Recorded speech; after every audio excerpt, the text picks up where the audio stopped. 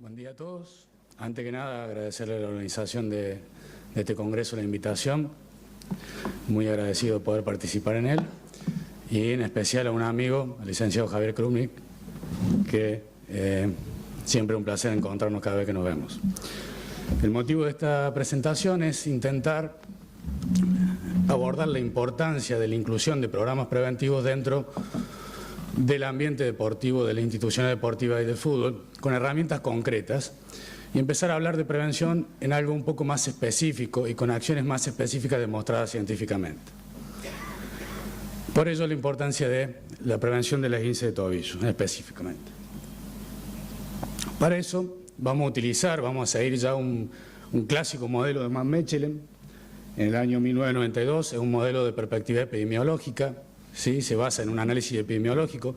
Existen actualmente para las intervenciones preventivas algunos otros modelos más interesantes, como el modelo de Mawais, que es un modelo multifactorial, pero estos modelos pierden la simpleza a la hora de ponerlo en práctica en nuestras instituciones deportivas porque abordan aspectos que se necesita tecnología para poder valorar. Como le digo, este ya clásico modelo de Van Mechelen establece un análisis de 4 pasos. En el primer paso se debe establecer la extensión del problema y para eso se debe hacer estudios epidemiológicos. Esos estudios epidemiológicos abundan en la literatura científica actualmente, en lo que es los distintos deportes. Y una vez que nosotros establecemos la incidencia de los problemas en nuestro deporte y la severidad de los mismos, podemos continuar. Con respecto a esto, nosotros sabemos que cuando hay un aumento de la incidencia, es decir, cuando hay determinadas lesiones que presentan un gran número de incidencia dentro de un determinado deporte, ya empiezan a aparecer como un problema a tener en cuenta a la hora de integrar programas preventivos. Y por otro lado está la severidad. Existen lesiones que si bien no tienen una alta incidencia, si uno los compara o las relaciona por horas de exposición, es decir, índice de lesiones por 1000 horas de exposición a sufrir esa lesión, y no presentan una alta incidencia, presentan una alta severidad, como es el caso del ligamento cruzado anterior. Y en ese caso también es conveniente empezar a estudiar a ver qué medidas preventivas podemos empezar a implementar para disminuir esa incidencia. El segundo paso es establecer el mecanismo lesional y cuáles son los principales factores de riesgo para luego de ese análisis poder desarrollar las medidas preventivas. Y finalmente el cuarto paso es volver a repetir el análisis estadístico para ver qué efectividad tuvieron estas intervenciones preventivas. Por eso les digo, el modelo Van Mechelen es bastante simple. Este gráfico muestra algunos estudios epidemiológicos en diferentes deportes, básicamente en fútbol, en básquet y en vóley. Muchos trabajos, generalmente algunos bastante actuales. La mayoría coincide que entre el 11 y el 20% de las lesiones son esguince de tobillo en esos deportes. Pero los datos más relevantes son el nivel de recurrencia que tiene la esguince de tobillo luego que se produjo el primer episodio. Nielsen obtuvo un nivel de recurrencia de un 56%. Eber Verhagen, un colega holandés que se dedica al estudio del tobillo, encontró en básquet un 52,9% de recurrencia y VAR, en un estudio ya también de algunos años, un 79% de recurrencia. Entonces aquí ya aparecen algunos datos relevantes. Primero, la incidencia de la esguince de tobillo en nuestro deporte, si bien no es una novedad lo que digo, es alta, ¿sí? Porque fíjense que en la mayoría de los trabajos la esguince de tobillo fue la lesión más prevalente, es decir, la lesión que con mayor frecuencia apareció. Y el otro dato a tener en cuenta es la recurrencia. Nosotros sabemos que aquellos jugadores que tienen antecedentes de esguince de tobillo tienen un alto factor de riesgo de volver a sufrirlo. Entonces ahora que sabemos que la esguince de tobillo es una problemática a tener en cuenta y analizar para poder realizar intervenciones preventivas, analizamos los factores de riesgo. Fíjense en los distintos deportes al gran nivel de estrés que sufre el tobillo en los apoyos, ¿sí? A la gran versatilidad que tiene que tener este tobillo y la gran fuerza de los músculos de la pierna para poder estabilizar este tobillo en las distintas situaciones de apoyo.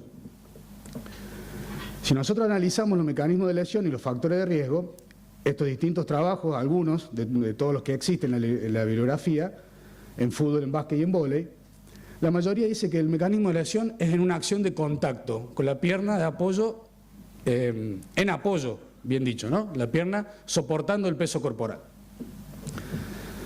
Incluso en el vóley, ustedes dirán, pero si en el vóley no hay contacto porque hay una red que divide a ambos equipos. En la situación de remate y bloqueo en el vóley, generalmente los jugadores que saltan a bloquear, en el momento de la caída, de la toma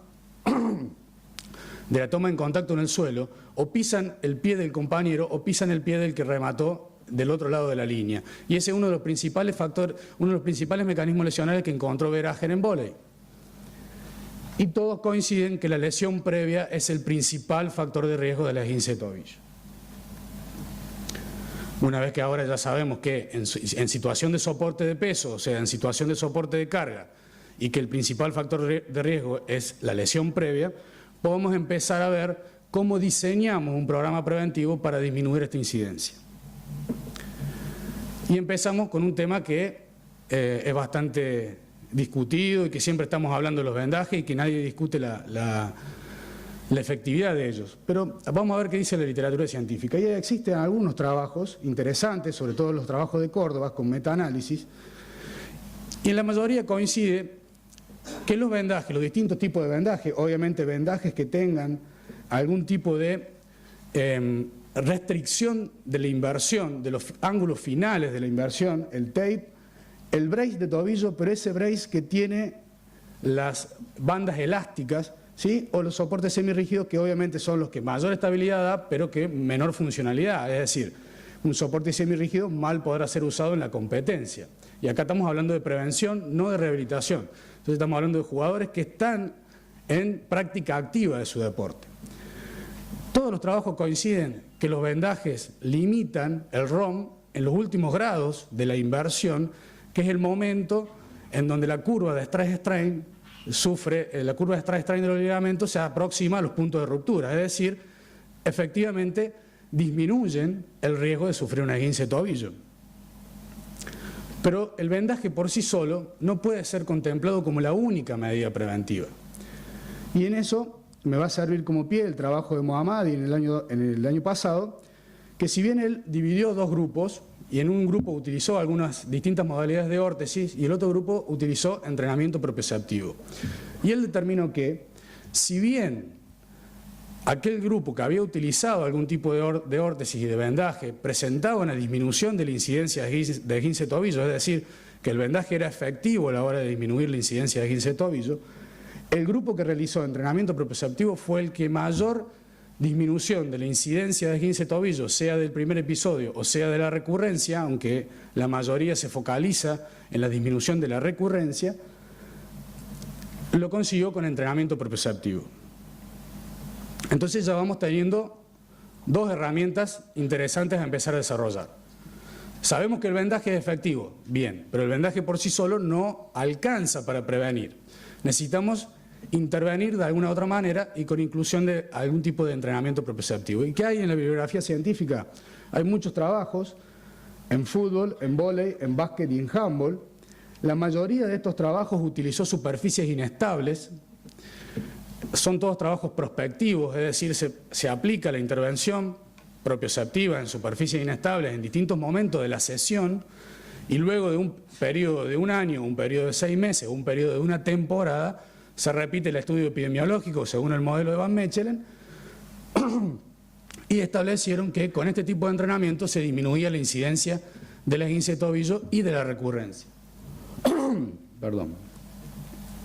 Bueno, pero veamos ahora un poquito más detenidamente qué pasa con el entrenamiento propioceptivo. Hay dos grandes ejes a trabajar a la hora de disminuir la incidencia de esguince de tobillo, sea del primer episodio y con mayor énfasis en la recurrencia. Por un lado, el fortalecimiento excéntrico y pliométrico de los peroneos y los músculos de la pierna, como ustedes veían en los mecanismos lesionales. Estos músculos de la pierna, en especial los músculos peroneos, deben activarse en forma rápida, en forma excéntrica, para disminuir la velocidad angular de la inversión súbita. Y debemos entrenarlo. Y por otro lado, el entrenamiento propioceptivo con superficies inestables. Distintos trabajos, como el de Batter-Santilli, comprobó que aquellos sujetos que tenían una esguince de tobillo tenían disminuida la latencia motora, es decir, los músculos peroneos de esa pierna respondían más tarde ante un estímulo de inversión. Báez comprobó que también en aquellos deportistas que habían sufrido una esguince de tobillo, el torque excéntrico de los evertores estaba disminuido. Pero Báez no pudo discriminar si ese torque excéntrico estaba disminuido por una falla en el input sensorial o una falla en el output motor, ¿sí? Y sugiere algún tipo de actividades funcionales aparte de las superficies inestables. Echauter y Grunemer, analizó electromiográficamente el trabajo con superficie inestable y comprobó que, si bien el entrenamiento con superficie inestable disminuía la velocidad angular de la inversión rápida, no generaba una disminución de la latencia motora de los peroneos. Y Grunenberg estudió electromiográficamente la caída sobre un plano declinado que favorecía hacia la inversión. Y en ese trabajo sí detectó una disminución de la latencia motora, o sea, un reposicionamiento de la latencia motora, pero no alcanzaba a ser lo suficientemente rápido de la velocidad de la inversión súbita. Entonces, a partir de estos datos, vamos a tratar de armar una propuesta preventiva y voy a mostrar dos propuestas diferentes. Por un lado, la propuesta que realizo yo en mi club y por otro lado, una propuesta que se realiza en básquet de un colega español que muy agradecido me la mandó. Nosotros dividimos en fútbol dos grupos de intervención. Sabemos que el principal factor de riesgo es la lesión previa, por ende, todos aquellos jugadores con antecedentes de esguince de tobillo pasan a una intervención directa. Y esa intervención directa puede ser realizada en microsesiones aparte de la sesión general, porque vamos a ver que empezamos a detectar que la realización de entrenamiento proprioceptivo en las entradas en calor generaban algún tipo de nivel de fatiga neuromuscular. Entonces debe ser incluido en aquellas sesiones en donde luego el entrenamiento no va a exigir en demasía el sistema neuromuscular. Y en el grupo general, que no tenía antecedentes de esguince de tobillo, algún tipo de intervención o directa o indirecta a través de inclusión de ciertas actividades en distintos momentos de la planificación general del preparador físico. Bueno, esta es simplemente una propuesta de organización del entrenamiento proprioceptivo que todos conocemos en distintos tipos de superficies, que en realidad es un entrenamiento del equilibrio, ¿sí? Desde superficies estables, en apoyo monopodal. Nosotros trabajamos siempre en descarga de peso porque obviamente el mecanismo lesional es la descarga de peso y es en esa situación en que los músculos de la pierna deben estabilizar al tobillo, hasta pasar obviamente a todos los ejercicios que nosotros sabemos sobre superficies inestables con gestos desestabilizadores o con la utilización de algún tipo de herramienta externa o elementos externos. Los tiempos de ejecución, en la bibliografía científica hay distintos tiempos de ejecución. Generalmente yo me manejo entre los 10 segundos, que es lo clásico de cada uno de las intervenciones, y doy un buen tiempo de pausa para recuperar al sistema neuromuscular. No nos olvidemos que estamos haciendo entrenamiento neuromuscular. Entonces, si damos un estímulo que va a fatigar ese sistema neuromuscular, tenemos que darle un buen tiempo de pausa para que se recupere. Y obviamente para poder ir superando las distintas condiciones de simple, moderado y complejo, deben reunir la condición de lograr el equilibrio estable en cada una de esas situaciones que nosotros les vamos proponiendo. Por otro lado, algún tipo de entrenamiento, que en realidad no sabía si llamarlo prométrico y excéntrico, pero en realidad son actividades neuromusculares funcionales de diferentes intensidades que intentan una rápida activación de los músculos de la pierna para estabilizar el tobillo en situación funcional, es decir, en las situaciones propias de su deporte. Por ejemplo, caídas y estabilizaciones con variantes. Esto no es pliometría, es decir, caer y volver a saltar, sino que es dejarse caer de una superficie que no tiene que ser necesariamente muy alta, para que en el momento de la toma en contacto en el piso, en la toma del contacto con el suelo del pie, lograr una rápida estabilización de los músculos de la pierna para que el tobillo no viaje hacia la inversión. Esto puede ser con diferentes variantes, a ambas piernas, a una pierna, hacia los laterales, caer y estabilizar en puntas de pie, ¿sí? Planos inclinados como el trabajo de Grunenberg, y se puede complejizar con algún tipo de utilización de distintos tipos de materiales como Bosu, Minitram, etc. Trabajar los apoyos y el input sensorial, trabajar el aspecto sensorio-motor en los apoyos en situaciones funcionales, como veíamos en las distintas figuras del mecanismo lesional, en recorridos variados, en descargas a una y ambas piernas, y complejizarlo con el aumento de la velocidad y la inclusión de tomas de decisión, es decir, sacar al deportista de la actividad programada, de la actividad preprogramada y ponerlo en situación no preprogramada, es decir, en donde haya un cambio repentino que él no pueda prever de una dirección o de un salto. Y por último, el entrenamiento clásico de multisaltos con diferentes variantes. ¿Sí? No necesariamente es entrenamiento pliométrico con caída, sino un trabajo de multisalto y coordinación. Y en esta situación nosotros podemos colaborar con el preparador físico en la diagramación del entrenamiento de la potencia para poder incorporar algún tipo de ejercicio que intente activar en forma más rápida y explosiva los músculos de la pierna para estabilizar el tobillo. Y esta es la propuesta de entrenamiento que yo le quería mostrar de Gorka Núñez. Es una propuesta de un plan quinquenal, o sea, un plan de 5 años. La publicó este año, en el 2008, aunque todavía los datos epidemiológicos no los tiene. Y él planifica el entrenamiento propioceptivo como una capacidad más dentro de la planificación general del entrenamiento físico de sus deportistas.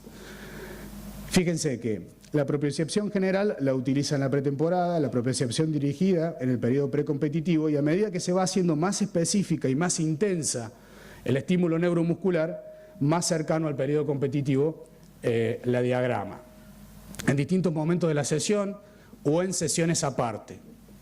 ¿Sí? Cambiando la superficie, esto él lo hace en básquet, ¿sí? Él lo hace en básquet y ha mostrado algunos trabajos muy interesantes, y si bien los datos todavía están sin publicar, la disminución de la incidencia de la esguince de tobillo y la recurrencia de la esguince de tobillo aparecen como alentadores en su propuesta. Y para ir terminando y ya dejarle el pie al amigo Sergio, utilizar 2 placas de Verhagen, de Eber Verhagen, un doctor holandés bastante dedicado al estudio de la problemática de la propiocepción de tobillo, y utilizando la matriz de Handon, tratar de concluir cuáles son aquellas medidas preventivas eficaces que demostraron ser científicamente eficaces o eficientes a la hora de disminuir la incidencia de la esguince de tobillo. Previo al accidente, es decir, aquellos jugadores que no tienen antecedentes de esguince de tobillo, a mayor técnica y conocimiento, es decir, a mayor desarrollo sensorio-motor y a mayor especialidad y maestría en la ejecución de la técnica, menor riesgo de sufrir esguince de tobillo. Y el entrenamiento propioceptivo, que demostró evidencia moderada en la prevención del primer episodio. ¿Sí? El doctor Verhagen no propone la utilización de tape o brace para prevenir el primer episodio. Sí propone la utilización del tape o brace una vez que el deportista, luego de una excelente rehabilitación, vuelve a la competencia. ¿Sí? Y él propone la utilización de esa protección en ese momento.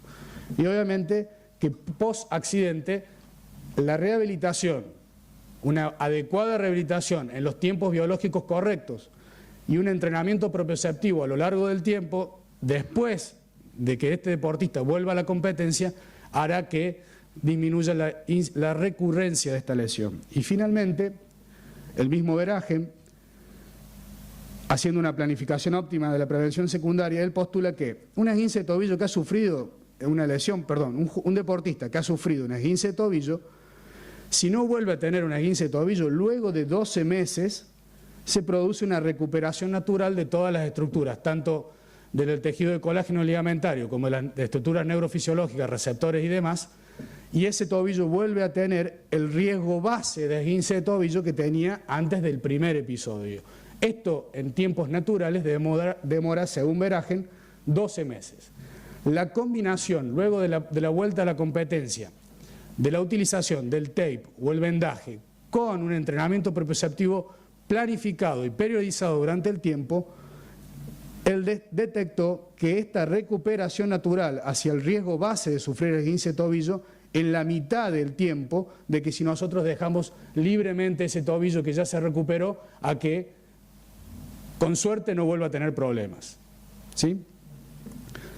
Entonces, como conclusiones, sabemos que la esguince de tobillo es una lesión con una alta incidencia en la mayoría de los deportes socialmente aquí en Argentina, básicamente, pero que el dato más importante es la gran tasa de recurrencia que presenta el esguince de tobillo. ¿Sí? Bueno, sabemos que el principal factor de riesgo es la lesión previa y que el mecanismo de lesión son los tacles, o sea, las situaciones de contacto con el tobillo soportando todo el peso del cuerpo, tratando de equilibrar ese contacto de un rival. Y sabemos entonces, a través de la evidencia científica, que el entrenamiento propioceptivo probó en diferentes trabajos ser una herramienta eficaz en la disminución de la incidencia del primer episodio, pero con mayor preponderancia en la recurrencia. Y por último, decir que si bien los vendajes presentan una evidencia moderada en la efectividad de la prevención de la lesión ligamentaria, obviamente dependiendo del material utilizado, ¿sí?, el entrenamiento propioceptivo aparece como más eficaz que los braces, pero si nosotros combinamos ambas cosas, mayor seguridad tendrá nuestro deportista a la vuelta a la competencia.